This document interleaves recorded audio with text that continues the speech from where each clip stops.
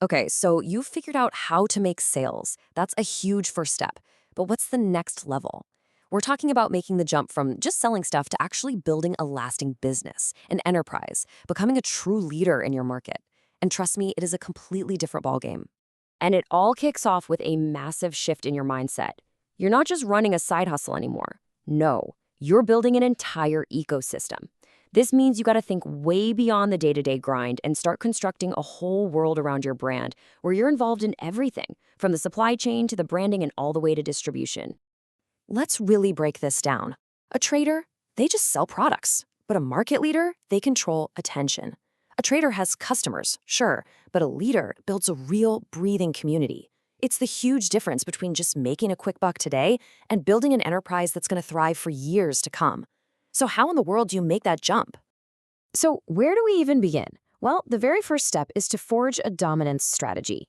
The goal here isn't just to be an option for your customers. Nope, the goal is to become the only choice, the one they automatically think of for their specific need. This right here is the end game, achieving what we call a dominance position. It's all about creating that instant mental link. When someone thinks, I need some affordable corporate wear, or I'm looking for premium vintage streetwear, your brand needs to be the very first and really the only name that pops into their head. You're not just making a sale, you are owning a piece of real estate in your customer's mind. And look, getting there isn't some vague, abstract concept. It's actually a very clear three-step process. First, you have to own a niche completely. Don't try to be everything to everyone. Second, you focus all your energy on becoming the go-to brand inside that niche. And third, and this one is absolutely crucial, you get rid of any and all confusion. People have to know exactly what you stand for. Okay, once you've got that clear strategy locked in, the next layer is building an unbeatable brand. This is where we move past the product itself and get into emotion. We're talking about creating a genuine connection with people, one that creates just unshakable loyalty. So how do you capture that kind of loyalty? Well, it really comes down to this attention trifecta. First up is content domination. You have to be consistently present wherever your customers hang out. Second, storytelling. You build that emotional connection by sharing your journey, the good and the bad. And third, you leverage influencers. Partner with trusted voices to get that instant exposure and credibility. And this really gets to the heart of it all. Your strongest asset isn't just a list of customers who buy from you. It's a community that believes in you, that grows with you, and that becomes a real part of your story. And building that community, well, it doesn't just happen. It's a deliberate act. You can create exclusive groups where your members feel like insiders.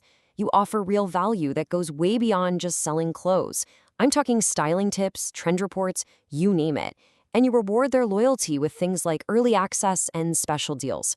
When you make them feel valued, they become your best brand ambassadors.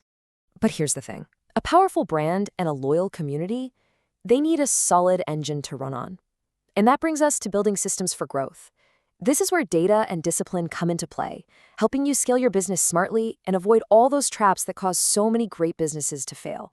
Let me give you a simple but really profound financial truth. The real gold is in what we call customer lifetime value. It is so much more profitable to have one customer buy from you 10 times than it is to constantly go out and find 10 new one-time buyers. Loyalty isn't just a feeling, it's your most powerful economic engine. But, and this is a big but, as you grow, the risks get bigger too. So many businesses get to the stage and then they just hit a wall. Why? Because they fall into these really common traps. They expand way too fast. They mismanage their money. They lose consistency, or worst of all, their quality starts to slip. Just being aware of these pitfalls is half the battle. So how do you navigate around all those traps? Well, the answer is simple, but it is so powerful. You stop guessing. Stop guessing what your customers want or what your next move should be. And you start analyzing the data. You let the numbers guide your strategy. So what should you be tracking? You absolutely need to know your best-selling items, your fastest-moving product categories, your customers' specific preferences, and even what your peak selling times are. And you don't need some super complex software to get started.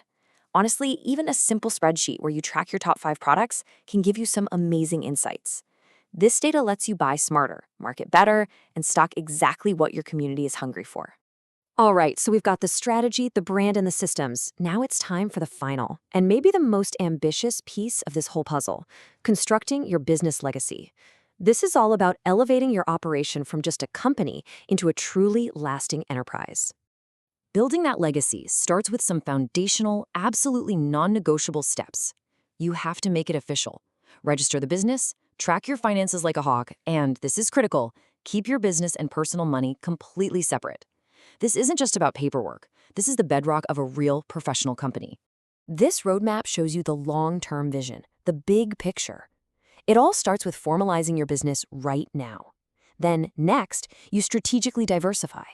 Later on, you build out your very own ecosystem, controlling your supply and distribution. And the ultimate goal, to become a top-level supplier that other businesses have to rely on. That's real power. So as we wrap this all up, it really boils down to this one big question. What are you building? Are you building a business that just runs day to day? Or are you constructing an empire that's going to rule its niche for years and years to come? All the strategies are right here. The choice of what you build, well, that's entirely up to you.